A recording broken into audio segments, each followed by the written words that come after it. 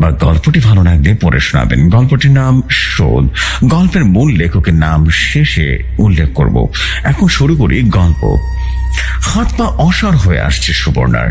না, কোনো সন্দেহ নেই এই যে পালকগুলো কোনো মোরকের, আর পালককে লেগে থাকার রক্তগুলো বেশ তাজা, অথচ রোজ কোনো না কোনো মাংস না হলে খাওয়ায় রুচতে না সেই সুবর্ণার। গত 10 দিন হয়ে গেল মাংস খাওয়া ছেড়ে দিয়েছে, আর বাড়িতে গোটা মোরগ আনার তো প্রশ্নই নেই। বিশুর দোকান থেকে কাটা মাংসই দরকার মতো এনে দেওয়া হয়। তাহলে প্রায় সপ্তাহখানেক ধরে এই মোরগের পালক বাড়ির বিভিন্ন জায়গায় কি করে পাওয়া যাচ্ছে? শোনা যায় পোষা প্রাণীদের নাকি একটা অন্যরকম মায়া তৈরি হয় ইহলোকের সাথে। তাহলে কি ভাবতেই যেন গলা শুকিয়ে আসলো সুবর্ণার। ছেলেটার নাম সুভাষ। জন্মের কিছুকাল পরেই একটা দুর্ঘটনায় মাকে হারায় সে। বাবা ব্যবসা নিয়ে ব্যস্ত থাকতেন। শৈশবে মূলত আয়ার কাছে তার বেড়ে ওঠা। এই বছরে ইঞ্জিনিয়ারিং কলেজে ফার্স্ট ইয়ারে ভর্তি হয়েছে। অত্যন্ত ইন্ট্রোভার্ট এবং স্বল্পভাষী, আর একটু কেমন যেন সবসময় মাটির দিকে তাকিয়ে কথা বলে। কলেজের ছাত্রছাত্রীরা আড়ালে ইতিমধ্যে ওকে সাইকো বলা শুরু করেছে। এই বিষয়টা হলো এই যে একই কলেজের শুভর সিনিয়র সুবর্ণ এবং নতুন ছাত্রছাত্রীদের একটা বিশেষ খ্যাতি করার অলিখিত নিয়ম পালনের লোভ সুবর্ণা সামলাতে পারেনি। কাউকে জামা খুলিয়ে নাচিয়ে তো, কাউকে তো আবার পকেট সিগারেট ধরিয়েছে, কাউকে আবার উৎকট বেকআপ করিয়ে র্যাম্প শো করিয়েছে। এরকম ভাবে যখন শুভর সামনে এলো, শুভকে একটা টাস্ক দিয়েছিল সুবর্ণারা। সুভাষ মুরগির মাংস খায় না জানার পরেও, এই টাস্ক দেওয়ার পরেও সবচেয়ে মজাদার মনে হলো সুবর্ণার কাছে সেটা হলো সুভাষকে নিজের হাতে একটা গোটা মোরগের ছাল ছাড়িয়ে রান্না করতে হবে। কিন্তু সুভাষ কিছুতেই রাজি হয় না, উল্টো সমস্তটা যেন প্রিন্সিপালকে জানিয়ে দেয়। সুবর্ণা চাইলে সেদিনে কলেজ শেষে সুভাষকে পিটিয়ে ছাতো করে দিতে পারত, কিন্তু না, সুবর্ণা হাতে মারায় বিশ্বাস রাখে না। কয়েকদিন ধরে সুভাষের পেছনে নজর রেখে মোটামুটি অনেকে তথ্যই জানতে পারলো সুবর্ণা। তার মধ্যে সবচেয়ে গুরুত্বপূর্ণ যে তথ্যটা মনে হলো সেটা হলো এই যে শুভর একটা পোষার মোরগ আছে, এবং প্রতিদিন ভোরে সুভাষ যখন ওর বাড়ির ছাদে উঠে জগিং করে, ওই লোধর মোরগটা ছাদের এক কোনায় দাঁড়িয়ে থাকে। আর প্রতিদিন বিকেলে মোরগটাকে সাইকেলের সামনে ঝুড়িতে চাপিয়ে সুভাষ পাড়া চড়তে বের হয়, এবং মোরগটার প্রতি সুভাষের প্রেমের বহর দেখে অব্দি রীতিমতো সুবর্ণার কাছে বিষয়টা অষ্টম আশ্চর্যের মতো বড় হয়েছিল। অত্যন্ত হাস্যকর টপিক হয়ে উঠেছিল। আর সুবর্ণা ঠিক করে ফেলেছিল যে সুভাষের প্রতি শোধটা বা প্রতিশোধটা ঠিক কিভাবে সে নেবে। চুপচাপ সর্বভাষী সুভাষের কোনো দিনই খুব বেশি বন্ধু বান্ধব ছিল না, তবে একটা ছোট বোন ছিল তার, আপন কাকার মেয়ে। সুবর্ণার কাকা প্রায় 10 বছর পর দেশে ফিরেছেন। দেশে ফিরলেন একেবারে বউ এবং 2 বছরের কন্যাকে নিয়ে। সুভাষের মা ততদিনে মারা গেছেন। ঠাকুরদা ঠাকুর মাকে তো চোখেই দেখেননি সুভাষ। আর এই কাকা, সুভাষের জন্মের সময় নাকি এই কাকা কদিন ছুটি নিয়ে দেশে এসেছিলেন, তারপর আবারও ফিরে যান পর্তুগালে। আর তারপর যখন পাকাপাকি ভাবে ফিরলেন, সাথে সুন্দরী বউ আর 2 বছরের মেয়ে। সুভাষের বাবা কোনোদিনে সংসারের ব্যাপারে নাক গলাননি, তবে ভাইয়ের বউ বাঙালি হলেও মুসলিম এটা জেনে প্রথম একটু রুক্ষ ব্যবহার করতেন, কিন্তু ক্রমশ সবকিছুই স্বাভাবিক হয়ে গেল। আর হলো মূলত কাকার ফুলের মতো কিংবা তার চেয়ে বেশি সুন্দর মেয়েটির জন্য। মেয়েটির নাম ছিল তুলি। ভারী মিষ্টি একটা মেয়ে। ঠিক 4 বছর আগের কথা। তুলির 5 বছরের জন্মদিন ছিল সেটা। সুভাষ তখন 10ম শ্রেণীর ছাত্র এবং বোনের জন্মদিনের সব বাজার নিজে হাতে করবে বলে জেদ ধরেছে। আদরের বোনটিও দাদার হাতে এক গোয়ের মতো দাঁড়িয়ে আছে, সেও বাজারে যাবে। অবশেষে এই অবাধ্য ভাই বোনের ওপরেই বাজারের ভার আরোপণ করতে বাধ্য হলেন সুভাষের কাকু কাকিমা, এবং সুভাষের বাবা কোনোদিনই কোনোটার মধ্যে থাকতেন না। যেদিনই ছিলেন না কেন, সুভাষ আর তুলির সাথে গেল বাড়ির কেয়ারটেকার শুভ, এবং বাজারের ব্যাগ বহন করার ব্যাপারে রোগাটে সুভাষ ভরসা করার মতো কোনো কারণ খুঁজে পাননি ওর কাকু। অতএব শম্ভুর সাথে থাকলো। কাকিমার দেওয়া লিস্ট মিলিয়ে সবজির বাজার শেষ করে সুভাষ তুলির হাত ধরে মাংসের বাজারের দিকে গেল।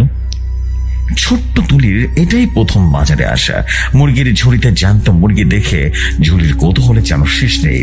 শেষে যেই না দোকানি একটা ধবধবে সাদা নাদুস নুদুস মোরগ বের করে টান দিয়ে গলাটা ধরে বটির কাছে নিয়ে নিলেন, অমনি তার স্বরে চিৎকার করে উঠল তুলি, মেরো না, ওকে মেরো না। ছোট্ট তুলি ততক্ষণে কান্নাকাটি শুরু করে দিয়েছে। দোকানি যেন হতভম্ব হয়ে গেল। ওদিকে মোরগটাও ডানা ছাপটা ছাপটি করে চলেছে। সে এক অদ্ভুত কাণ্ড। বেশ কিছুক্ষণ এইভাবে চলার পর তুলি ঘোষণা করলো যে সে মাংস খাবে না এবং এই মোরগটাকে সে বাড়িতে নিয়ে পুষবে। আদরের বোন যখন দাদার কাছে আবদার করে, তাও আবার জন্মদিনের দিন, সে আবদার রাখে না কেমনে? পাষাণ দাদা পৃথিবীতে খুব কমই আছে। অতএব সেদিন বাজারের সাথে একটা জ্যান্ত ধপধপে সাদা মোরগ এলো সুভাষদের বাড়িতে। তুলি তার এই নতুন পোষা মোরগটার নাম দিল টুকটুক। দিন গেল আর খুব কম সময়ের মধ্যে টুকুস তুলির খুব ন্যাওটা হয়ে পড়লো। তুলিও খুব ব্যস্ত হয়ে পড়লো সে টুকুসকে নিয়ে, এবং টুকুসের পায়ে নুপুর পরাচ্ছে, টুকুসকে স্নান করাচ্ছে, হেয়ার ড্রেসার দিয়ে পালক শুকাচ্ছে, টুকুসের গল্প পর্যন্ত শোনাচ্ছে। মোট কটা সুভাষের সাথে খলা করার সময়ে অনেকটা টুকুস দখল করে ফেলেছে। তাই নিয়ে সুভাষ কিছুটা ক্ষুণ্ণ বটে। তবে কাকিমা বলতেন, ভালো হয়েছে বাবানের, এবার মাধ্যমিক তুলির সাথে খেলা না করে বই নিয়ে বসুক। কিন্তু শুভ সুযোগ পেলেই তুলিকে মুরগির মালিক বলে রাগিয়ে দিত, কিংবা খাবারের টেবিলে তুলিকে দেখিয়ে দিয়ে একটা মুরগির ঠ্যাং চাবাতে চাবাতে বলতো, টুকুসের ঠ্যাং নিশ্চয়ই এর চেয়ে সুস্বাদু হবে। আর সাথে সাথে তুলি চিৎকার করে কান্নাকাটি করতো। সত্যি বলতে একটা সময় টুকুসকে দেখলেই এক হিংসা কাজ করতো সুভাষের। টুকুসটাও মহাবাজি। ইচ্ছা করে কিনা জানা নেই, সুযোগ পেলে সুভাষের জুতোটা পাটি করে রাখতো সে। এদিকে টুকুসকেও কিছু বলতে পারবে না। পায়ের চকমকে পাথরে বসানো নুপুরটাও যেন টুংটাং করে আওয়াজ করতে করতে বুকের পালক ফুলিয়ে সকর্পে এঘর ওপর ঘুরছে সে। এমনকি ভোর 4টে থেকে 4:30 বাজতে না বাজতে ঠিক সুভাষের ঘরের জানালার সামনে চিৎকার করে কুকু করে কাঁদতে শুরু করলো টুকুস। অথচ প্রথম এই কাজটা টুকুস বাড়ির ছাদে বসে করত। সুভাষের ধারণা এই টুকুস হিংসাত্মক হয়ে গেছে। এভাবেই দিন চলছিল বেশ। টুকুস আর সুভাষ পরস্পরের মধ্যে মোটামুটি ভদ্র সহাবস্থানের মধ্যে এগোচ্ছে। সত্যি বলতে সুভাষের একটা স্নেহ ভাব উঠেছে এই মুরগিটার প্রতি। মানে মোরগ যে পোষ মানতে পারে, মানুষকে ভালোবাসতে পারে, এটা যেন তার একেবারে অদ্ভুত ছিল। আজকাল তো সুভাষ মুরগির মাংস খেতেও চায় না তেমন একটা। এমন সময় ঘটলো একটা ঘটনা, চারদিকে তখন ডেঙ্গুর প্রকোপ। তুলির খুব জ্বর এলো, নার্সিং হোমে ভর্তি হলো তুলি। প্লেটলেট 20,000-এর নিচে নেমেছে এবং সন্ধে নাগাদ সুভাষের হাত চেপে তুলি বলল, দাদা আমি তো বাড়ি নেই, তুই বাড়ি ফিরে টুকুসকে আবার খেয়েছিলিস না কিন্তু? সুভাষের তখন দুর্ভাবনার দুশ্চিন্তায় পাগল পাগল অবস্থা। তুলির কথা শুনে কেঁদেই ফেললো সে। সেই কথা শেষ কথা। সেদিন ভোর রাতে ফুটফুটে তুলি আমাদের সবাইকে ছেড়ে চলে গেল অন্য কোথাও, ধরা চহার বাইরের কোনো এক জগতে। সুভাষের সেই বছর মাধ্যমিকটা আর দেওয়া হয়নি, পরের বছরও না। 2 বছর নষ্ট করে পরের বার লেটার মার্কস নিয়ে পাশ করলো সে। পড়াশোনা বরাবরের মতো ভালো ছিল সে। তাছাড়া পড়াশোনা করা ছাড়া আর টুকুসের সময় দেওয়া ছাড়া কিছুই করতো না সে। মানে না খেলাধুলা, না ফেসবুক ইত্যাদি। চাপা স্বভাবের সুভাষ বোনের মৃত্যুর পরে যেন আর গুটিয়ে গেল নিজের মধ্যে। একমাত্র টুকুস হয়ে উঠল তার সাথী। আর হ্যাঁ, বোনের মৃত্যুর পর টুকুসের দায়িত্ব নিয়ে অবধি মুরগির মাংস খাওয়া পুরোপুরি ছেড়েছে সুভাষ। পাঠা খাসি খেলেও মুরগির খাবার কথা ভাবতেই পারে না ও। অদ্ভুত ব্যাপার, টুকুস ভীষণ রকম ন্যাওটা হয়ে গেছে সুভাষের। স্কুল কোচিং থেকে শুরু করে সুভাষে ফিরলে কোথা থেকে যেন ডানা ছাপটানো শুরু করে। তারপর প্রতিদিন বিকেলে সাইকেলের সামনে টুকুসের সাথে ঘুরে বেড়ায়। তো পাড়ার লোক ব্যাপারটা বুঝতে পারতো এবং হাসি করতো। হাসি তামাশা করলেও তুলির মৃত্যুর পর সবাই সহানুভূতির সাথে দেখতো বিষয়টা। সেটা মোরও কিভাবে এত পোষ মানতে পারে। এভাবে বছর 4 কেটে গেল। কলেজে উঠেছে সুভাষ, ইঞ্জিনিয়ারিং কলেজ। কাকা বলে দিয়েছেন সিনিয়রদের সাথে কোনো তর্কের ঝামেলায় যেন না জড়ায়, যা বলবে চুপচাপ শুনে নেবে। চুপচাপ শুনে নিত সুভাষ, যদি না এই ভয়ঙ্কর আদেশটা আসতো। সুভাষ চিকেন ছুঁয়েও দেখে না, জেনে সিনিয়র সুবর্ণ বসাককে কিনা একটা জ্যান্ত মুরগি এনে কেটে রান্না করতে হবে। রাগে সুভাষের কপালের শিরাগুলো যেন ফুটে উঠছিল। কটমট করে সুবর্ণর দিকে চেয়ে বলছিল, না সুবর্ণ বসাক মুহূর্তের মধ্যে যেন থতমত খেয়ে তারপর কষিটা থপ্পড় মারল সুভাষকে, আর সাথে সাথে সুভাষ সোজা প্রিন্সিপালের ঘরে গিয়ে সমস্তটা বলে দিল। গোটা কলেজের সামনে প্রিন্সিপাল ভর্ৎসনা করে সুবর্ণার গ্রুপকে, তবে অন্য এক জুনিয়র স্টুডেন্ট অভিযোগ না করায় সুবর্ণের বিরুদ্ধে কোনো কড়া পদক্ষেপ নিতে পারলেন না তিনি। সুবর্ণা ভালো মানুষের মতো সরি বলে বুকে জড়িয়ে নিয়ে সুভাষকে। সুভাষ রাগ ভুলে যায়, ভাবে কলেজে এমন হতে পারে, কিন্তু কিন্তু সুবর্ণ যে ঠান্ডা রক্তের সাপের মতোই, সেটা শুভ সাজ করতে পারেনি। ঘটনার মাসখানেক পর একদিন কলেজ থেকে বাড়ি ফিরে সুভাষ কুটুসকে দেখতে পেল না। সারা বাড়ি, উঠোন, ছাদ, বাড়ির পেছনে তন্ন তন্ন করে খুঁজেও পাওয়া গেল না টুকুসকে। এরকম আগেও দুবার হয়েছিল বটে, দুবার সারাদিন রাতে খুঁজে বেড়িয়েছিল না, কিন্তু পরদিন ভোরবেলায় কুটকুট করে সারা বাড়ি যেন মাতিয়ে দিল। শম্ভু বলেছিল জঙ্গলের দিকে বন মুরগির সাথে প্রেম করতে গিয়েছিল নাকি। এবারে তেমন কিছু হয়েছে ভেবে ঘুমিয়ে পড়ল সুভাষ, কিন্তু পরদিন ভোরেও যখন টুকুস ফিরল না তখন বেশ চিন্তিত হয়ে গেল। এদিকে কলেজে সেদিন না গেলেও সিনিয়র দাদারা কি একটা সেলিব্রেশন রেখেছে। বিশেষ করে সুবর্ণা বলেছে সুভাষকে আসতেই হবে। ইতিমধ্যে 4টা মিস কল সুবর্ণাদার, এবং সুভাষ চায় না সিনিয়রদের রাগাতে। বিশেষ করে সুবর্ণা যখন ব্যাপারটা মিটিয়ে নিয়ে বন্ধুত্ব করে ফেলেছে, সেখানে সুভাষ রেডি হয়ে কলেজে গেল। ঠিক করে সুবর্ণার সাথে দেখাই করে বাড়ি ফিরবে, টুকুসকে খুঁজতে বেড়াবে। সুভাষ ইউনিয়ন রুমে ঢুকতেই হইচই করে গেল সিনিয়ররা। কেক কাটা হচ্ছে, সুবর্ণার জন্মদিন আজ। সুভাষকে দেখে হাসি মুখে এগিয়ে এসে সুবর্ণা ওর মুখে এক টুকরো কেক যেন তুলিতে বলল, ভাই হাসি কটা জিনিস চাইবো দিবি? নাইলে ভাববো সেদের চরের জন্য তুই আমায় ক্ষমা করিস নি আজকেও। সুভাষ আমতা আমতা করে বলল, বলো কি চাও? এই তো আজ আমায় এক্ষুনি ফিরতে হবে যে। সুবর্ণাটা অদ্ভুত হাসিতে বলল, আমি সেদিন তোকে একটা রান্না করতে বলেছিলাম না, আজ আমি নিজে ঠিক সেই রান্নাটা করে এনেছি। সেটা আমি নিজে হাতে তোকে খাওয়াতে চাই, আর তুই তোর হাতে খাওয়াবি আমায়। ব্যাস, তাহলে বুঝো তুই আর দুঃখ রাখিস নি। সুভাষ আতঙ্কিত হয়ে বলল, আমি কিন্তু চিকেন খাই না সুবর্ণদা। সুবর্ণা ইশারায় ততক্ষণে ইঞ্জিনিয়ার রুমের দরজার ছিটকিনি দিয়েছে সুবর্ণার বন্ধুরা। বন্ধ দরজার আগে দাঁড়িয়ে আছে তারা। সুবর্ণার মুখে একটা পৈশাচিক হাসি ফুটে উঠল, বলল, আমার কথা না শুনে তোর বাড়ি ফেরা বেকার হবে রে সুভাষ। তুই যাকে খুঁজছিস না তার খোঁজ আমি জানি। বুড়ির পকেট থেকে একটা ছোট্ট নুপুর বের করলো সুবর্ণা। চমকে উঠল সুভাষ, এটা তুলি পড়িয়েছিল টুকুসকে। সুভাষ কাঁদো কাঁদো গলায় বলল, সুবর্ণা দয়া করে টুকুসকে কিছু করো না, প্লিজ বলো ও কোথায়। তুমি যা বলবে আমি তাই করবো, তোমার কেনা হয়ে থাকবো। তুমি শুধু একবার বলো ও কোথায়। খিক করে হাসতে লাগলো। সুভাষের মাথায় হাত বোলাতে লাগলো সুবর্ণ। তারপর চুলের মুঠি ধরে টেনে দাঁড় করালো সুভাষকে আর বলল, বলবো তার আগে আমার হাতের রান্না খেয়ে বল কেমন রাধে আমি রে। নে গেলে দা। বলতে বলতে পাশের টিফিন বক্স থেকে এক টুকরো মাংস নিয়ে সুভাষের মুখে জোর করে ঢুকিয়ে দিল সুবর্ণা। সুভাষ কাঁদতে কাঁদতে কোনো মতে গিলে ফেলে বলল, খুব ভালো হয়েছে, এবার বলো না টুকুস কোথায়, প্লিজ বলো না। এক টুকরো মাংস কামড় দিতে দিতে সুবর্ণা বলল, তোর টুকুস এখন তোর পেটের ভেতরে রে, বুঝতে পারছিস না? যা গিয়ে এবার প্রিন্সিকে সব রিপোর্ট কর, যা যা যা রিপোর্ট কর। সেদিন অনেক রাত অব্দি কলেজের ছেলেদের মেসের ছাদে সেলিব্রেট করেছিল সুবর্ণারা, এবং সুবর্ণ ম্যাচে থাকে না, কিন্তু তার বন্ধুদের একটা বড় অংশ কলেজের ম্যাচ থেকে পড়াশোনা করে। মেসের কেয়ারটেকার রামু হাতিকে মাসে মোটা অংশের বকশিস দেয় সুবর্ণা। এসব নিয়মিত ভাঙার কাজ থেকেও চুপ থাকার জন্য সুবর্ণের উপরে রাগটা এতদিন ধরে সযত্নে পুষে রেখেছিল সুবর্ণ। এতদিন চরম শোধ তোলা গেছে, এবং টুকুসের মাংস গিলেছে জানার পরে সুবর্ণ গলায় আঙ্গুল দিয়ে বমি করার দৃশ্যটা মনে পড়তে আপন মনে হেসে উঠল সুবর্ণ। বিড়বিড় করে বলল, সেদিন নতুন ছেলে মেয়েগুলোর সামনে স্যারের কাছে শুধু তোর কথা শুনতে হয়েছিল আমায়। এখন কেমন লাগলো সারা দুদিনের চোখরা? সুবর্ণা, বর্ষাকে কেস খাওয়ায়। এখন মদ খেয়ে প্রায় রাত 2টো নাগাদ বাড়ি ফেরে সুবর্ণা। প্রথম ঘটনাটা ঠিক সেদিনই ঘটলো।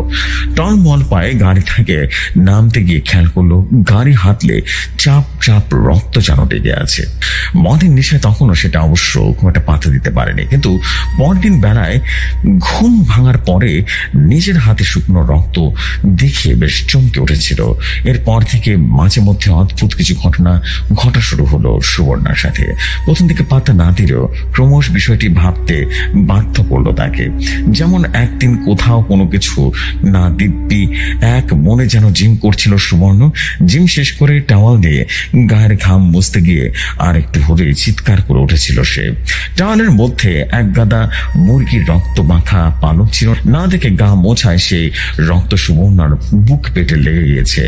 জিমে সুবর্ণর কলেজের অনেকেই পড়ে, সবার সামনে বিষয়টা নিয়ে নিজের ইমেজ নষ্ট করতে চায় না সে, তাই সে তককে তককে থাকে।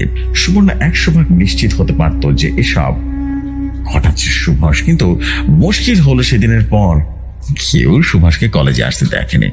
তারপর একদিন বাড়ি ফিরে ফ্রেশ হবার জন্য বাথরুমে গিয়ে দেখে বাথরুমের পাখির পালক পড়ে আছে। কাঁপা কাঁপা হাতে তুলে নিয়ে, হ্যাঁ মুরগির পালক কেটে বটে। আর আজ তো বাড়াবাড়ি কাণ্ড। প্রায় রাত 9টা বাজে। সুবর্ণ ড্রয়িং রুম ব্যালকনিতে গিয়ে রোজকার মতো করে পরপর 2টো সিগারেট শেষ করে বেডরুমের দিকে পা বাড়ালো। আর ঠিক সেই সময় কারেন্টটা অফ হয়ে গেল। আর আজ গোটা বাড়িতে সে একা। সুবর্ণার বাবা মা সকালবেলা বেরিয়ে গেছেন এক কলিগের ছেলের বিয়ের বরযাত্রী হিসেবে। মেয়ের বাড়ি ত্রিপুরা, ফলে আজ আর ফেরা হবে না তাদের। আগামীকাল ফ্লাইট ধরে সন্ধ্যায় ফেরা। এবং সুবর্ণা এমনিতেই খুব বেশি ডাকাবুকো টাইপের ছেলে, উচ্ছৃঙ্খল, বেলগাম এবং উদ্ধত। কিন্তু খুব কাছের লোকরা জানে অন্ধকারে তার বোয়ার পাড়া ঠান্ডা হয়ে যায়। কারেন্টটা চলে যেতেই চমকে উঠল সুবর্ণ। এই সময় তো কারেন্ট যায় না কোনোদিন। আরো ঘাবড়ে গেল। আবিষ্কার করলো রাস্তার লাইটের পোস্টের আলোটা দিব্যি আলো জ্বলছে। গলা বাড়িয়ে বুঝলো পাশের বাড়িতে আলো জ্বলছে, মানে গোটা এলাকায় শুধু তাদের বাড়িতে কারেন্ট অফ। ফিউজ উড়লো নাকি বিড়বিড় করে বলছে সুবর্ণ।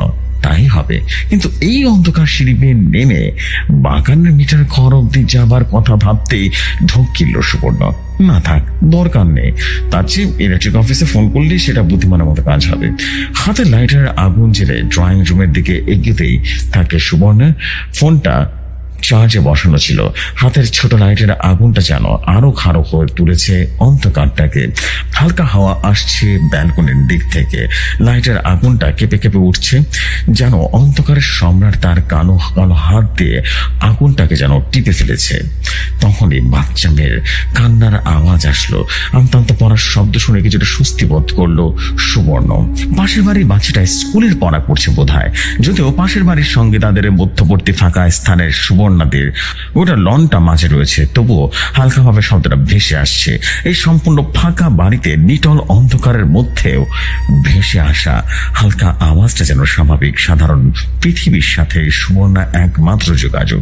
অন্ধকারে একা থাকলে সুবর্ণার মাথায় অনেক অনেক ফেলে আসা ঘটনা একটার পর একটা হাত যেন ধরাধরি করে চলে আসে। একটা অদ্ভুত অস্বস্তি কাজ করছে সুবর্ণার। অবশ্য এটা নতুন কিছু নয়। অন্ধকারে সুবর্ণা বরাবরই অস্বস্তি হয়, এবং সুবর্ণার একটু জেঠু ছিলেন, স্বভাবগত ভাবে বেশ হিংস্র প্রকৃতির ছিল। ছোটবেলায় সুবর্ণা দুষ্টুমি করলেই তিনি সন্ধ্যাবেলায় ছাদের চিরকোঠার ঘরে আটকে রাখতেন সুবর্ণাকে। হঠাৎ করে চমকে উঠল সুবর্ণা। বাচ্চাটার নামটা থামিয়ে কখন যে রাইম পড়া শুরু করেছে, কিন্তু পাশের বাড়ি থেকে বেশি আসার শব্দ এত জোরে কেন শুনতে পাচ্ছে সুবর্ণা? ঠিক যেন পাশের ঘরে বসে বসে পড়ছে, রাইম পড়ছে, আর সেটা কেমন যেন অদ্ভুত ভাবে পড়ছে।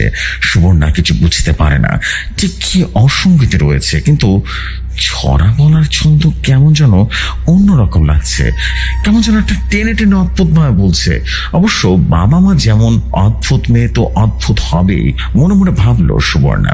এই প্রতিবেশী উপেন তালুকদারের সাথে কোনো দিন ওদের সুসম্পর্ক নেই। পাড়ার একটা কালী পুজোকেও কেন্দ্র করে ঝামেলা, মুখ দেখভাল করে বন্ধ করে সেটাই চলছে আজও। বাচ্চাটা হঠাৎ চুপ করে গেছে। হয়তো ওর মা ওকে শাসন করছে, তা একদিক দিয়ে ভালোই হয়েছে। ওরকম বিশ্রী ভাবে রাইম পড়ার থেকে না পড়া অনেক ভালো। কিন্তু কোথায় ওর বাবা মা? কারো গলার আওয়াজ তো ভেসে আসছে না। মারধর করছে হয়তো বা।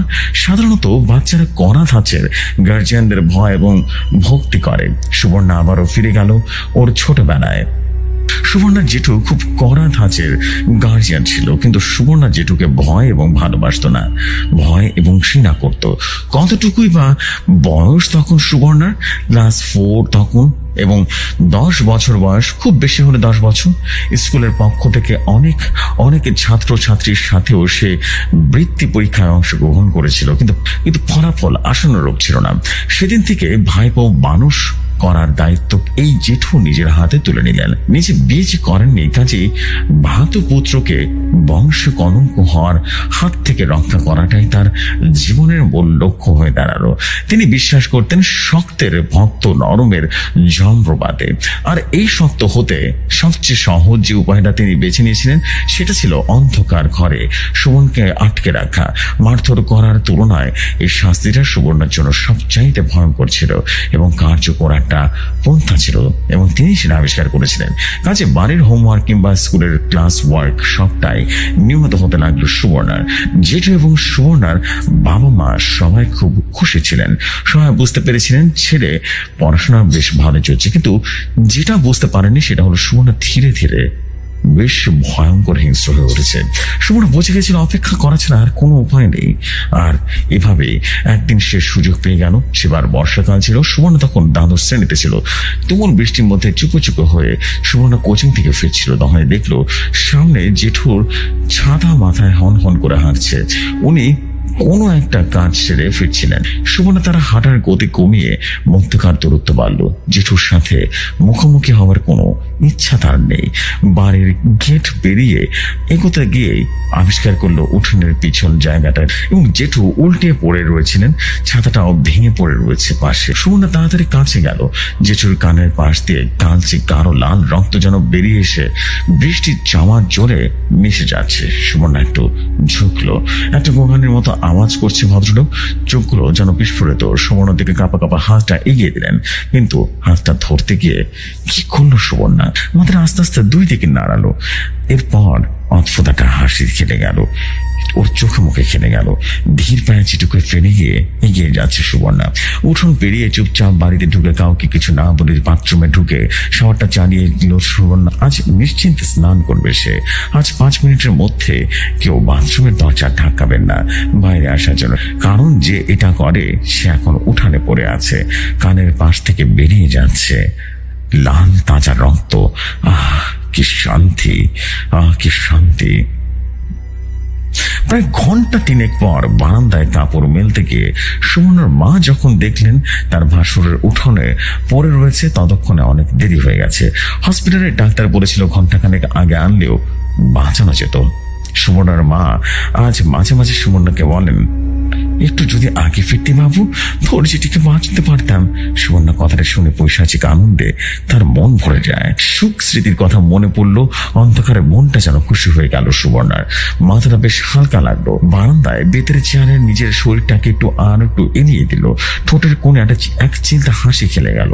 আর ঠিক তখনই একটা হিমেল হাওয়া কানের পাশ দিয়ে চলে গেল। প্রায় চমকে উঠে সুবর্ণা মনের ভুল ভাবলো, কিন্তু না, হয় না সুবর্ণার। আস্তে আস্তে সে তার ঘাড় ঘোরালো।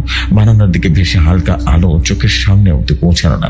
সে জমাট বাঁধা অন্ধকারের দিকে তাকিয়ে সুবর্ণা মনে হলো অন্ধকারে যেন প্রাণ রয়েছে। সুবর্ণা অন্যদিকে চোখ ঘোরালেই অন্ধকারে তার ঘাড়ে চেপে বসবে। ঠিক এরকমই মনে হতো তার ছোটবেলায় অন্ধকারে চিমটে ঘরে। আবারও ভেসে আসলো বাচ্চা মেয়েটার গলা। সে একই রকম অদ্ভুত ভাবে টেনে টেনে ঝরে পড়া। সব বিরক্ত হলো সে সুবর্ণা। আর বিরক্তটা হলো বললেই সে বুঝতে পারলো অন্ধকার থেকে যে ভয়টা সে পাচ্ছে সেটাকে জাগিয়ে বসতে দেওয়া যাবে না। একটু ফেসবুক বা হোয়াটসঅ্যাপ করলে এই বিচ্ছিন্ন অস্বস্তিকর ভাবটা কাটানো যেতে পারে, কিন্তু ফোন তো মাঝের ঘরে চার্জে বসানো। সেই দুপুরে চার্জ দিতে বসেছিল, কারেন্ট চলে যাওয়ার পরে আর নিয়ে আসা হয়নি। বাচ্চা মেয়েটাকে উদ্দেশ্য করে একটা গালাগাল দিয়ে পকেট থেকে লাইটারটা বের করে লাইটারের আগুন দিয়ে রীতিমতো চার্জার ফোনটা খুলে আনতে ঘরের মধ্যে পা রাখলো সুবর্ণা। অন্যদিকে না তাকিয়ে দ্রুত চার্জ পয়েন্টের কাছে এগিয়ে গেল এবং চার্জার লাইটটা খুলে দিতে পাশে রাখা ফ্যামিলির ফটোটা দিয়ে চোখ পড়ল। আর পড়তেই সুবর্ণার হাত পা কেঁপে উঠলো। সুবর্ণা স্পষ্ট মনে হলো ঠিক সেদিনের মতো বিস্ফোরিত গোল গোল চোখ যেন ফটো জেঠুর দিকে তাকিয়ে আছে। লাইটারটা পড়ে গেলেও ততক্ষণে মোবাইলটা হাতে পেয়ে গেছে সুবর্ণা। একবার মনে হলো মোবাইলের টর্চটা জেনে আরেকবার ছবিটা ভালো করে দেখে নেবে, কিন্তু সাহস পেল না। তাড়াতাড়ি করে ব্যালকনির দিকে ফিরে গেল। রাস্তার আলোটা একটু হলেও ব্যালকনিতে আসছে। ওদিকে ইলেকট্রিক সিটি যেন ফোন সরাতে হবে, যেমন ভাবে তেমন কাজ। তবে ইলেকট্রিক অফিসে ফোন করলেও কোনো কাজ হচ্ছে না। একটা চাপা উত্তেজনা যেন কাজ করছে তার ভেতরে। ধরানোর জন্য সিগারেটটা ছেড়ে রীতিমতো লাইটারটা ধরিয়ে রুমের মেঝেতে পড়ে গেছে। ধুর বেটা, সময়টা খারাপ যাচ্ছে বলে সিগারেটটা ভেঙে মুছে ছড়ে ফেলতে মনে হলো ওপাশে কার্নিশে কিছুটা ছায়া যেন ছড়ে গেল। বিড়ালটার কিছুটা হবে, বিড়বিড় করে বলল সুবর্ণা। এমনিতেও মা বলেছিল একটা বিড়াল মাঝে মাঝে এসে উৎপাত করে। আর সুবর্ণার মা এই ধরনের বিড়াল বিশুর দোকানে থেকে মুরগির পালক ইত্যাদি নিয়ে এসে ঘর বাগান নোংরা করেছে। এই বিড়ালটাই হবে। আবারও বিড়বিড় করলো সুবর্ণা। কিন্তু তারপরে মনে হলো বিড়াল হলো ঠিক আছে, কিন্তু বিড়ালও হতে পারে, মানে ইঁদুর হতে পারে। কিন্তু ওরা কি কার্নিশে চড়তে পারে? বিড়াল নয় কার্নিশে চড়তে পারে, কিন্তু ইঁদুর কোথা থেকে আসবে? আর যদি বেজি হয়, এই যদি সুভাষের কাজ হয় তাহলে তো জনের চাপটা একেবারে ভেঙে দিতে হবে। কিন্তু ভালো করে নজর রেখেছে সুবর্ণ। ঘটনার পর সে বাড়িতে ঢুকেছে, সেই থেকে আর মুখ দেখানো হয়নি। এমনকি মোবাইলটাও বন্ধ। সুভাষের বিরুদ্ধে একটা প্রমাণ পেলে সুভাষ ছালটাকেও রীতিমতো টিকটুকুশের মতো করে ছাড়িয়ে নেবে সুবর্ণ। কিন্তু যদি এই সুভাষের কাজ না হয় তবে একটা ভয়াবহ আতঙ্ক আছে যেটা চেপে বসেছে সুবর্ণাকে। কিছুদিন ধরে একটা অদ্ভুত ভাবনা তাকে গ্রাস করে চলেছে। সেদিন বাজারে মুরগি কিনতে গিয়ে হঠাৎ খেয়াল করলো একটা বড় সাদা মোরগ ঝোড়ের ভেতর থেকে এক দৃষ্টিতে সোজা তার দিকে তাকিয়ে আছে। প্রথমে ভেবেছিল মনের ভুল, কিন্তু ইচ্ছা করে এদিক ওদিক হাঁটাহাঁটি করে বুঝলো মোরগটা মাথা ঘুরিয়ে ঘুরিয়ে শুধুমাত্র তাকিয়ে দেখছে। মোরগটা কেমন যেন চেনা চেনা লাগলো সুবর্ণার। মোরগটা ঠিক একটু কুশের মতো দেখতে না? কথাটা মনে হতেই ওর কেমন যেন ভয় লেগে গেল এবং বাড়ি চলে এসেছিল সুবর্ণা। সেদিন থেকে মুরগি কেনা তো দূরের কথা, মুরগির দোকানদারের কাছেও যায় না সুবর্ণা। সম্ভবত বাগানে জিমে বাথরুম, সেখান থেকে মুরগের পালক দেখার পর থেকে উটকোট সে চিন্তাটা যেন মাথায় আসছে সুবর্ণার। টুকু শুধু একটু বেশি ধবধবে স্বাস্থ্যবান ছিল। তাছাড়া সব সাদা মোরগগুলো যেরকম হয় না, ঠিক সেরকমই মনকে প্রবোধ দিতে থাকলেও এই অন্ধকারে কিন্তু আতঙ্কের ভাবনাগুলোই পেয়ে বসেছে সুবর্ণাকে। উফ, কখন যে আলোটা আসবে, এক সিগারেট ধরাবো, আর তারও উপায় নেই। বিড়বিড় করে বলছে সুবর্ণ। তারপর খেয়াল করলো যে তার বেডরুমে গোটা দিনের লাইট বিছানায় টানাতেই রাখা আছে। হাতের লাইটের টর্চের আলো জেটে বেডরুমের দিকে এগোতে থাকে সুবর্ণ। জেঠুর ছবির দিকে এগিয়ে লাইটারটা খোঁজার বিন্দু মাত্র ইচ্ছা নেই তার। দ্রুত পায়ে বেডরুমের দিকে এগিয়ে যাচ্ছে। এমন সময় সুবর্ণা মনে হলো কিছু একটা ঝটফট করে আওয়াজ করে সামনের দিকে সরে গেল। একটা আওয়াজ যেন সরে যেতে লাগলো, আর অজানা আতঙ্ক যেন তাকে ঘিরে ধরলো। ফ্যাস ফ্যাস গলায় জিজ্ঞেস করলো, কে ওখানে? সুবর্ণার গলাতে যেন কেঁপে উঠেছে। সব চুপচাপ, একটাও শব্দ নেই। সুবর্ণার পা যেন একেবারে ভারী হয়ে এসেছে। গলা শুকিয়ে কাঠ হয়ে গেছে। আবারও কাঁপা কাঁপা গলায় একটু জোর দিয়ে বলল, বেরিয়ে আয় বলছি। আসলে এক বাপের বাচ্চা হলে বেরিয়ে আয়, পুঁতে দেবো একেবারে। সুবর্ণার কথা শেষ হওয়ার আগে একটা হালকা টুংটাং আওয়াজ যেন ঘরে আসলো, আর হঠাৎ করে ভয়ঙ্কর ভাবে সেটা বিলিয়ে গেল। কিসের আওয়াজ? আচ্ছা, কেমন যেন চেনা চেনা লাগছে। কোথায় যেন, না না না, কিছুতে হতে পারে না। মাথার ভিতরে হঠাৎ করে অসহ্য যন্ত্রণা হচ্ছে। কি করবে কিছুই যেন বুঝে উঠতে পারছে না। ব্যালকনির দিকে ফিরতে যেতেই কেমন যেন পায়ে ফুটলো কিছু একটা।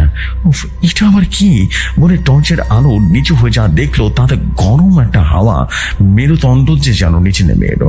ঝকঝকে সাদা মার্বেলের মেঝেতে রক্তমাখা সাদা পালক পড়ে আছে। না না না, কোনো সন্দেহ নেই এগুলো মোরগের পালক। একটা সাদা মোরগ হিসেস করে উঠলো। ভয় তার অবশ হাত মোবাইলটা পড়ে যাওয়ার উপক্রম হচ্ছে। কিন্তু না, এত ভয় কেন পাচ্ছে সুবর্ণা? একটা সামান্য মোড়কই তো, মানুষের সাথে তার খাদক সম্পর্ক এত ভয়, ঠিক আছে, কিন্তু কি? কিন্তু তখনই মনে হলো ছোটবেলায় ঠাকুমা বলতো বাড়ির পশুদের নাকি ইহ জগতের প্রতি আলাদা মায়া তৈরি হয়, তাই তারা নাকি সবসময় চট করে মুক্তি নাও পেতে পারে। তাহলে কি এতটুকু ভাবতে গলা শুকিয়ে এলো সুবর্ণার। আর হাসিটা, ওটা কি মনের ভুল? একটা আতঙ্কের চোরা যেন গিলতে থাকতো সে। তাড়াতাড়ি করে ব্যালকনির দিকে পা ফেলতেই যাবে, এমন সময় ঠিক যেন তার বেডরুমের ভেতর থেকে আওয়াজ আসলো, ক্রুর ক্রুর। একটা অমানসিক চিৎকার করে দৌড়ে গিয়ে বেঁচেতে পড়ে গেল সুবর্ণ। ওদিকে ইউনিয়ন রুমের ভয়ঙ্কর ঘটনার পর আজ দিন 15 হতে চলল সুভাষ বাড়ি থেকে বের হয়নি। একমাত্র ক্লাসমেট নীলাঞ্জনা ভাদুরী মাঝে মধ্যে সুভাষের বাড়িতে যায়। একমাত্র এই ছেলের সাথে সুভাষের কিছুটা বন্ধুত্বপূর্ণ সম্পর্ক তৈরি হয়েছে। অবশ্য নীলাঞ্জন যেচে পড়ে এই বন্ধুত্ব না করলেও বোধ হয় সেটা হতো না। আজ নীলাঞ্জনের হাত ধরে হাও মাও করে কেঁদে ফেলল সুভাষ। হাতটা চেপে ধরে বলল, কিন্তু আমার টুকুস তো ফিরবে না রে, আমার বোন খুব ভালোবাসতো ওকে, আর আমি নিজেও। নীলাঞ্জনের মুখে যেন জয়ের হাসি ছিল। সুবোষের কাঁধে দুটো ঝাঁকিয়ে বলল, শোন সুবোষ, যা খবর পেয়েছি মাথা ফেটে একেবারে সে মার আপাতত হসপিটালে আছে। এতটা হবে অবশ্য ভাবিও নি। যা হয়েছে সেটা ওর কর্মের ফল ছিল। আমি প্রথম থেকে তক্ক ছিলাম এই বেশ দুর্বল জায়গা খুঁজে বের করবই, আর নীলাঞ্জন যা একবার ঠিক করে তা অবশ্য করেই ছাড়ে, বুঝলি? এই নীলাঞ্জন হলো ফার্স্ট ইয়ারে সেই ছেলেটা যাকে সুবর্ণারা জোর করে মাদক খাইয়ে আর স্কার্ট পরিয়ে গোটান কলেজের ছেলে মেয়েদের সামনে নাচতে বাধ্য করেছিল।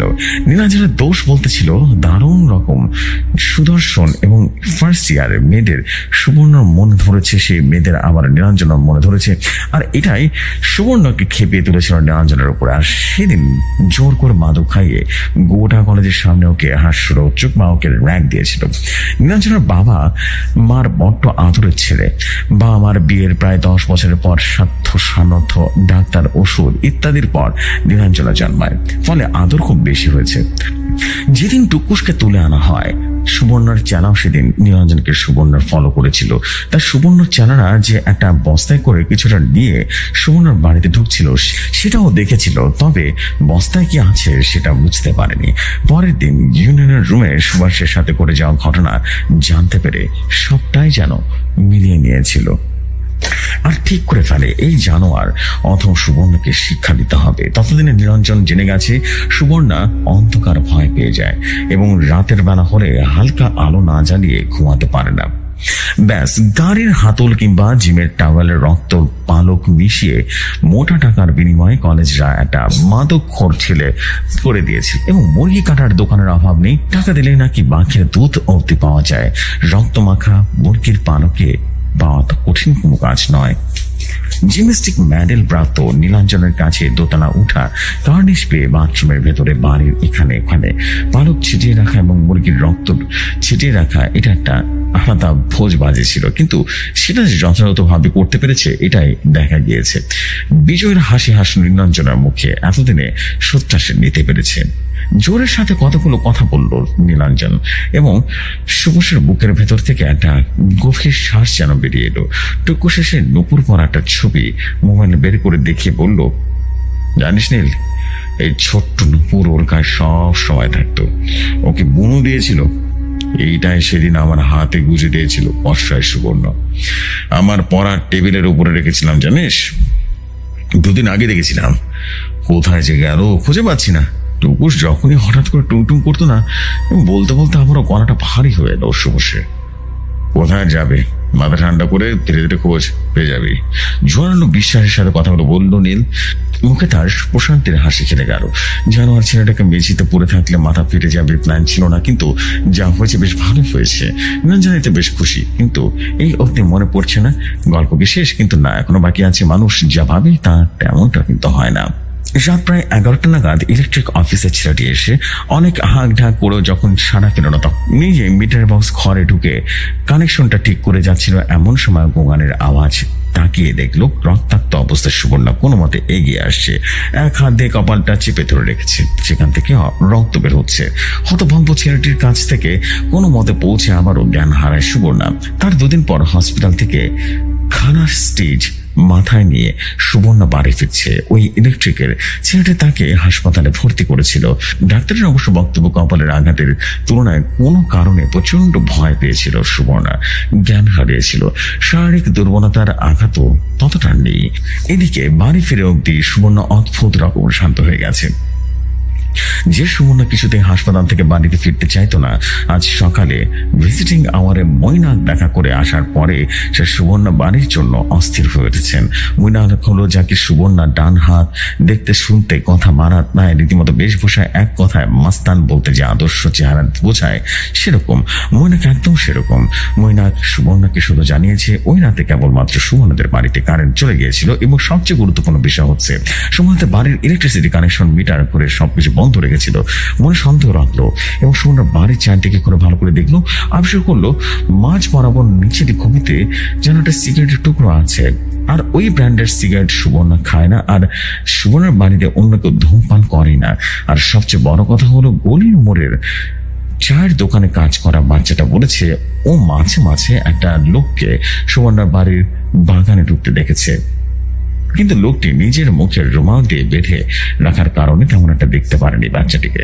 অতএব সুবর্ণা বুঝতে পেরেছে ভয়ঙ্কর ষড়যন্ত্রের শিকার হয়ে গেছে সে। রাগে লজ্জায় সুবর্ণা যেন ফুসছে। এসব কিছু সে সুভাষ কাতরাচ্ছে। সেটা নিয়ে সুবর্ণার মনে আর সন্দেহ নেই।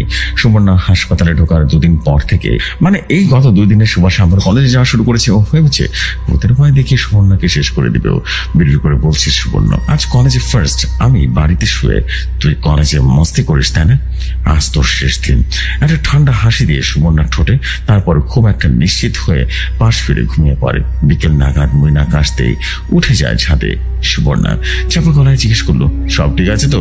মৈনাক ব্যাগের মধ্যে থেকে হুইস্কির বোতলটা বের করে বলল, হ্যাঁ তবে বলছি কি বস, বীরু আমার খাস লোক, টাকাটাও যেমন দিয়েছে তেমন নিখুঁত। এর আগে 7টা মার্ডার করেছে, সব কটা সিম্পল রোড অ্যাক্সিডেন্ট বলে পুলিশের খাতায় লেখা। আজ ছোকরারা বাস থেকে বেরিয়ে শুধু বড় রাস্তায় ওঠার অপেক্ষা করছে, ব্যাস কোথা থেকে একটা লরি এসে পিষে দেবে। এতটুকু বলেই খ্যাঁক করে একটা বিশ্রী হাসিতে আশপাশটা যেন ভরে তুলল মীরায়। কিন্তু সুবর্ণার মুখে হাসি নেই। আগে কাজটা মিটবে তারপর হাসবে সে। কড়া গলায় জিজ্ঞেস করলো, কিন্তু সেটা কখন? মৈনাক ততক্ষণে 2 প্যাক মেরে দিয়েছে এবং একটা গ্লাস সুবর্ণার দিকে এগিয়ে দিয়ে বলল, গুরু পয়সা যখন ঢেলে আমার খুশি হয়েছে তখন তোমাকে খুশি করা আমার দায়িত্ব। ওই মালটা শুধু বড় রাস্তায় আসুক না একবার, আর কাজ হলে তো সাথে সাথে ততক্ষণে বীরও ফোন করে দিবে আমায়। ততক্ষণ চিয়ার্স। এতটুকু বলেই সুবর্ণা ধরা গ্লাসে যেন নিজের গ্লাস ঠেকিয়ে কয়েকটা ঢোক দিল এবং প্যাকটা শেষ করে দিল। মৈনাকের একটা সমস্যা, মদ পেলে আর কিছুই যায় না। আজ সুবর্ণার মোটা টাকার কাজ পেয়ে এমনিতেও বেশ মজার মধ্যেই আছে সে। কখন যে খবরটা পাবে সুবসের বডিটা রাস্তার পিচ ঢালার মধ্যে পিষে আছে, এই অপেক্ষা তার আর সহ্য হচ্ছে না। কতক্ষণ যে বীরু ফোন করে খবরটা দিবে, প্রবল উৎকণ্ঠার ছটপটানি নিয়ে 2টা ঘন্টা কেটে গেল।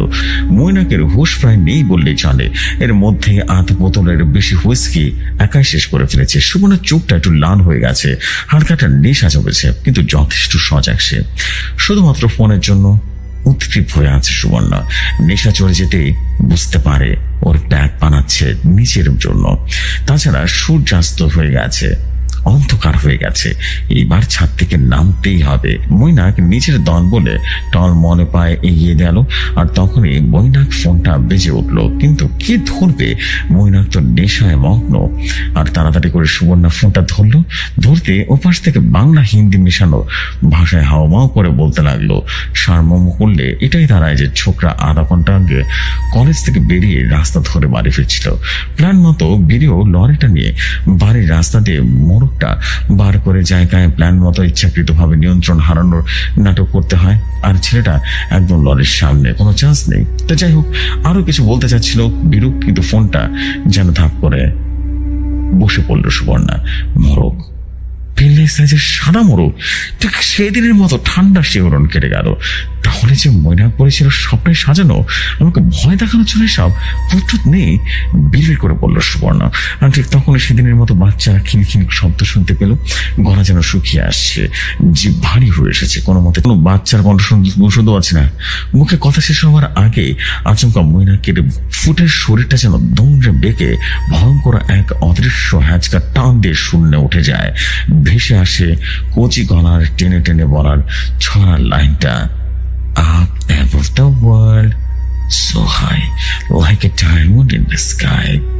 আর পর মুহূর্তে শরীরটা যেন শূন্য থেকে সবেগে আছড়ে পড়ে নিচের মাটির উঠোনে, এবং গোটা বিষয়টাকে এত দ্রুত ঘটে গেল যা কল্পনা করতে পারেনি। আর সুবর্ণা ঘটনার আকস্মিকতায় ওখানে হতবিহল হয়ে রক্ত চক্ষু হয়ে পড়ে আছে। কোন রকমের দেয়াল ধরে টলতে টলতে উঠে দাঁড়িয়ে ধপ করে বসে পড়ল। আর তার পাগুলো যেন তার ওজন বইবার ক্ষমতা রাখে না। সামনে জমাটা বাঁধা অন্ধকারের দিকে তাকে মনে উঠল সে। মৈনাক যে কাজগুলো করছে, সুবর্ণা এক্ষুনি এই বাড়িটা ছেড়ে পালাতে হবে। তা না হলে ভাবতে ভাবতে একটা হালকা টুংটাং শব্দ যেন কানে আসলো, আর সাথে সাথে বাচ্চার গলায় অদ্ভুত ভাবে হিস হিস করে টেনে উঠল, হাঁপটি মাটে টিম, হাঁটটি মাটে টিম। কোনো মতে শরীর নিচের দিকে অংশটা যেন সরতে সরতে প্রায় হামাগুড়ি দিয়ে ছাদের দরজার দিকে এগুতে থাকে সুবর্ণা। কিন্তু ছাদের দরজায় এগিয়ে গেল। এখানে কি ছিল? আতঙ্কে যেন সুবর্ণ চিৎকার করতে চাইল, কিন্তু গলাতে একটু স্বর বের হলো না। উল্টো একটা দম বন্ধ করা প্রবল কাশি শুরু হলো। কাশতে কাশতে সুবর্ণা টের পেল মুখের মধ্যে কিছু একটা উঠে আসছে। দম বন্ধ হয়ে আসছে সুবর্ণার। মুখের মধ্যে আঙ্গুল ঢুকিয়ে টান মারতেই কফের সাথে রীতিমতো উঠে এলো এক দলা মোরগের পালক। এবার একটা তীব্র আর্তনাদে বেরিয়ে এলো সুবর্ণার গলা ছিঁড়ে। সুবর্ণার সামনে এক পা করে এগিয়ে আসছে একটা বিরাট বড় ধবধবে সাদা রঙের মোরগ। ওর বাঁ পায়ে বাঁধা নুপুর টুং টুং শব্দ হচ্ছে। আশেপাশে বাতাসে মিশে যাচ্ছে অপার্থিব শব্দটা। মোরগটার চোখগুলো যেন এক নিদারুণ প্রতিহিংসাতায় যেন আগুনে হিংস্র হয়ে যাচ্ছে। মোরগটা ক্রমশ এক পা করে এগিয়ে আসছে। সুবর্ণা আবচা শুনতে পাচ্ছে ওর মা এর গলা, যেন বহুদূর থেকে এক অন্য জগতের ওপার থেকে উদ্গ্রীব হয়ে ডেকে চলেছে। ময়না, কি করছিস তোরা? দরজাটা খোল। কিন্তু কোথায় দরজা? তিনতলার একটা ছাদ যেন গোটা পৃথিবীর ইহলোকের বাইরে চলে গেছে। এবার আবারও খিলখিলানের হাসি শোনা যাচ্ছে খুব খুব কাছ থেকে, যেন কোনো বাচ্চা কিছুতে ভীষণ রকম আমোদ পেয়ে আড়াল থেকে হেসে চলেছে। সে হাসি সুবর্ণ সারা শরীরকে রীতিমতো কাঁপিয়ে দিচ্ছে। সুবর্ণার স্থির দৃষ্টি সামনের দিকে। একটা সাদা মোরগ বাঁকা নখ দিয়ে এক পা করে এগিয়ে আসছে সুবর্ণার দিকে। যে কোনো মুহূর্তে ঝাঁপিয়ে পড়বে সুবর্ণার উপরে। আর তারপর কি হবে তা ভাবার ক্ষমতা নেই সুবর্ণার। পালাতে হবে, এক্ষুনি পালাতে হবে। শরীরের সমস্ত ক্ষমতা এক করে দাঁড়ালো সুবর্ণা। দৌড় দৌড়! সুবর্ণা দৌড়াচ্ছে। পিছনে শুনছে ডানারে ছটফট শব্দ। নিশ্চয়ই মোরগটা তেড়ে আসছে, ঝাঁপিয়ে পড়বে ওর উপরে। আরো জোরে জোরে দৌড়ালো সুবর্ণা। এই দৌড় বুঝে শেষ হবার নয়। তিনতলার ন্যাড়া ছাদ থেকে সুবর্ণার শরীরটা উঠোনে পড়তেই বেশি করে সময় নেয়নি। ময়নাকের রক্তাক্ত স্থির শরীরে কিছুটা দূরে আছড়ে পড়ল সে। বহু বছর আগে সুবর্ণার জেঠুকে মরে পড়তে থাকতে দেখা গিয়েছিল। যেভাবে সুবর্ণার লাশটা উঠোনে ঠিক সেখানেই পড়ে রইল, বিস্ফোরিত খোলা চোখ, কানের পাশ দিয়ে যেন রক্ত গড়িয়ে গড়িয়ে পড়ছে। সেই সময় যদি কেউ বাড়ির ছাদে তাকাতো না, তাহলে দেখতে পেত 5 বছরের ফুলের মতো তারও সুন্দর ছোট্ট একটা বাচ্চা মেয়ে, আবছা ধোয়াটে অপূব, চুলগুলো যেন খোলা এবং মুখ বাড়িয়ে আছে। তার কোলে রয়েছে একটা ধবধবে সুন্দর একটা মোরগ। কান পাতলে শোনা যেত অদ্ভুত হিস হিসি গলায় টেনে টেনে বাচ্চাটি বলছে, হামটি ডামটি sat on wall, Humpty Dumpty had a great এই হলো ঘটনা। ঘটনাটি ভালো লাগলে পড়ে শোনাতে পারেন জেফরি ভাই।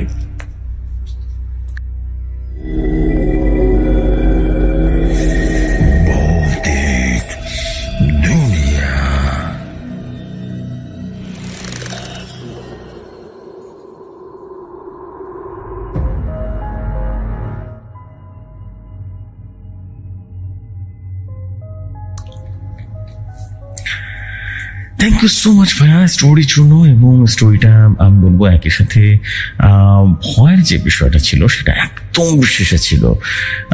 একদম শেষের দিকে একটা ভয়ের একটা আলাদা আবরণ ছিল, ম্যাক্সিমাম পুরো স্টোরির ভিতরে ছিল যেটা, সেটা হচ্ছে সাসপেন্স অ্যান্ড ইন্টারেস্টিং ব্যাপার স্যাপার ছিল প্রথম থেকেই। It's all about the thing যে প্রথম থেকে স্টোরিটা অনেক বেশি ইন্টারেস্টিং ছিল এবং ইন্টারেস্টিং ভাবে শেষ হয়েছে। মানে এটা বলবো it's not a super horror story, but it's a definitely thriller horror story বলা যেতে পারে, ইজন্ট ইট? এক্স্যাক্টলি তাই। এবং আমি বলবো যে আপনারা যারা যারা শুনেছেন স্টোরি তারা ডেফিনেটলি কমেন্ট করে জানাবেন। আপনাদের প্রতিটা কমেন্ট আমি যেটাকে বলি যে প্রতিটা কমেন্টকে আমি গ্রহণ করতে চাই এবং প্রতিটা কমেন্ট আমি আপনাদের কাছ থেকে দারুণ দর্শক কমেন্ট আমি চাই। So this the fact. আমি দেরি করবো না, আমি আজকে আমাদের এখানে বিদায় নেবো। ইনশাআল্লাহ আপনাদের সাথে আবার কথা হবে আগামীকাল নতুন এক এপিসোডে। ততক্ষণ তো সবাই ভালো থাকুন অ্যান্ড অবশ্যই অবশ্যই অবশ্যই ভৌতিক দুনিয়ার সাথে থাকুন। অ্যান্ড ফিরোজ ভাই, থ্যাংক ইউ ভেরি মাচ স্টোরির জন্য। বাট স্টোরি এরপরে অবশ্যই হরফাইড স্টোরি চাই, আরো বেশি ভয়ঙ্কর স্টোরি চাই, isn't it? So this the fact. ভালো একটা স্টোরি ছিল overall, it's a very very good story এবং আশা করছি সবার কাছে বেশ ভালো লাগবে। So it's a horror thriller story, যে সত্য কথা বলে আবারও বলছি, it's a horror thriller story, it's not definite horror story. Okay, so this the fact. আমি দেরি করবো না, আমি এখনকার মধ্যে এখানে বিদায় নিচ্ছি। ইনশাআল্লাহ আপনাদের সাথে আগামীকাল আরো একটা নতুন স্টোরি নিয়ে ফিরে আসবো। ততক্ষণ আমাদের সাথে ভালো থাকুন, সুস্থ থাকুন অ্যান্ড মোস্ট ইম্পর্টেন্টলি ভৌতিকতার সাথে থাকুন এবং ভৌতিক দুনিয়ার সাথে থাকুন। আসসালামু আলাইকুম, শুভরাত্রি সবাইকে।